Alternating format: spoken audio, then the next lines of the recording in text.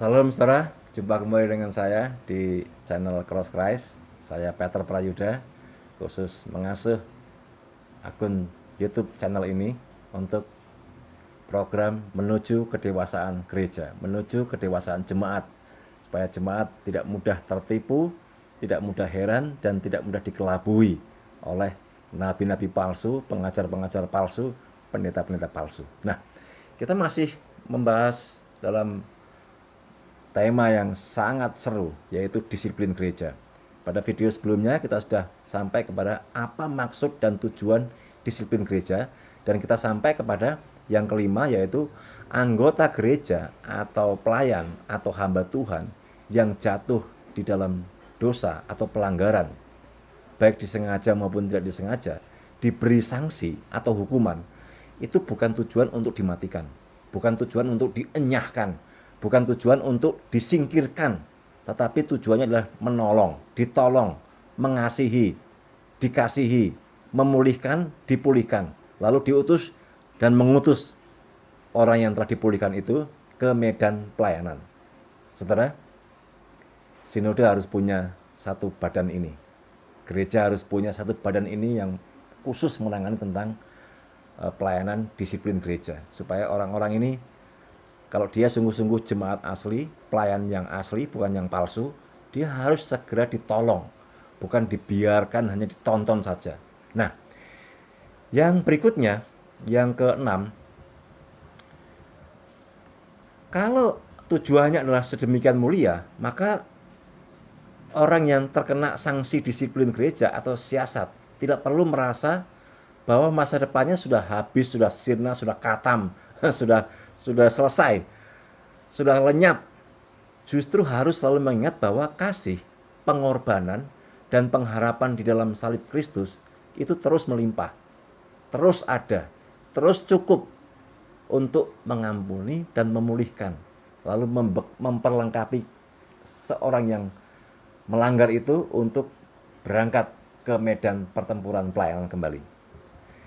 Nah, saudara dikasih Tuhan, yang selanjutnya, disiplin gereja dilakukan dengan maksud agar umatnya dapat menjadi serupa dengan Kristus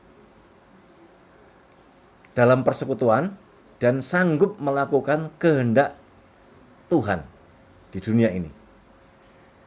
Di dalam Yohanes 20 ayat 33, disiplin gereja itu memperkuat otoritas gereja dalam pelaksanaan disiplin itu.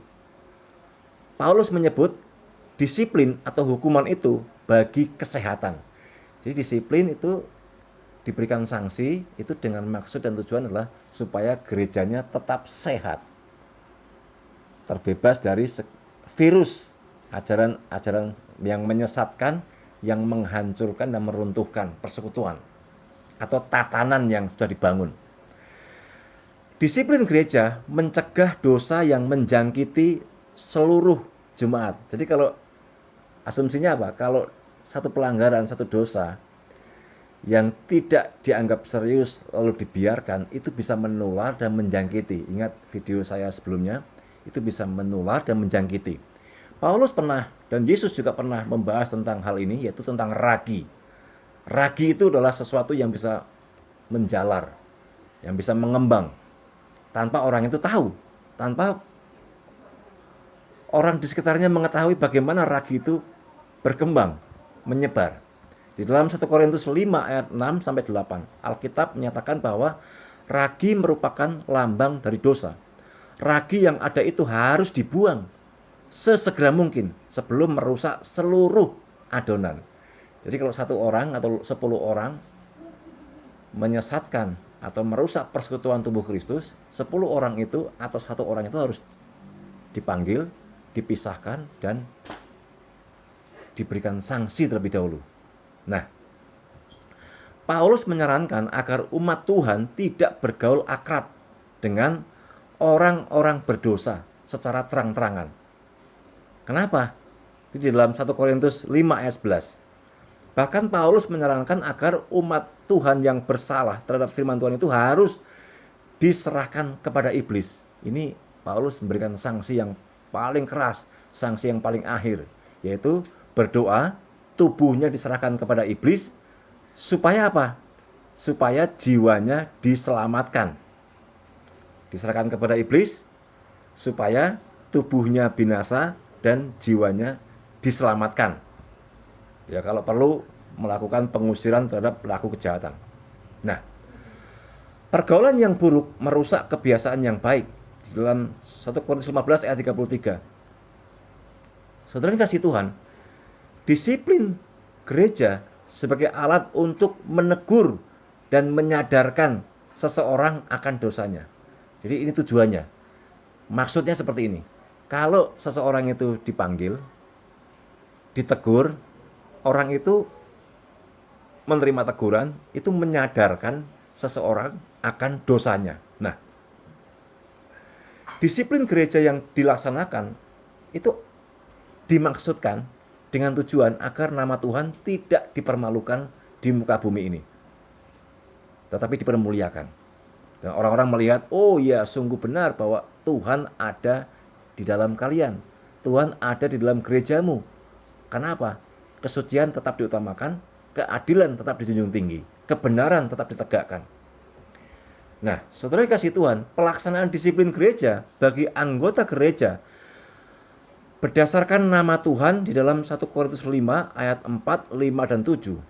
Pemakaian nama Tuhan itu, pemakaian nama Tuhan Yesus menunjukkan ada dua hal. Yang pertama, pelaksanaan disiplin gereja itu bersumber dari mandat Tuhan, bukan dari mandat yang lain, bukan berasal dari yang lain. Yang kedua, pelaksanaan disiplin gereja agar nama Tuhan tidak dipermalukan dan dilecehkan dengan niat membimbing.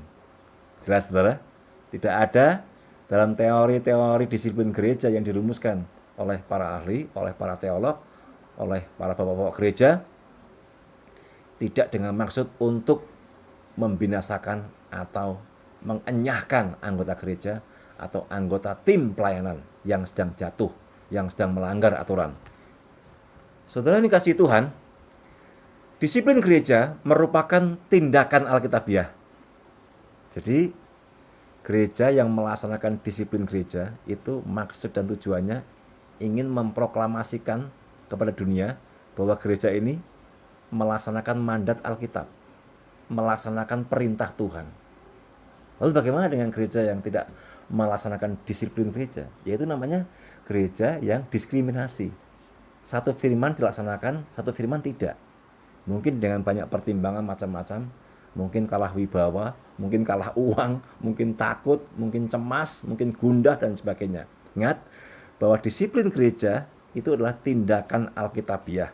Itu ada di dalam Matius 18 ayat 15 sampai 17. Bahwa mengajarkan apabila saudaramu berbuat dosa, nanti ini adalah ada video selanjutnya, ada video tentang prosedur.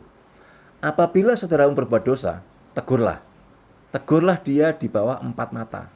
Jika ia mendengar nasihatmu, engkau telah mendapatkannya kembali. Jika ia tidak mendengarkan engkau, bawalah seorang atau 2 orang lagi, supaya atas keterangan 2 atau 3 orang saksi, perkara itu tidak disangsikan.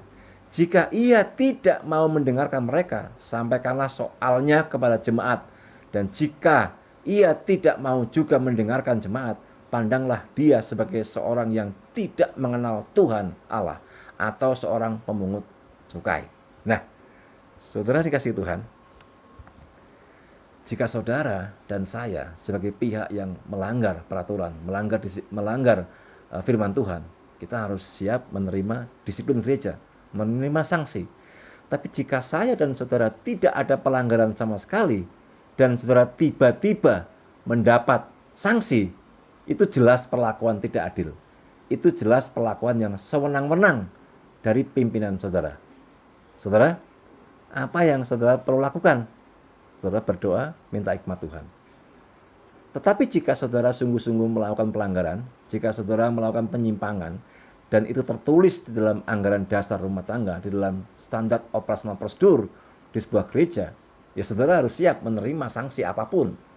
Saudara tidak boleh lari. Seorang yang lari dari sanksi adalah orang itu tanda bahwa orang itu tidak dewasa. Orang yang menerima, orang itu mengakui bahwa Allah masih memelihara dan Allah masih menggembalakan umatnya. Nantikan video disiplin gereja yang berikutnya. Tuhan memberkati saudara sekalian dimanapun berada. Salam.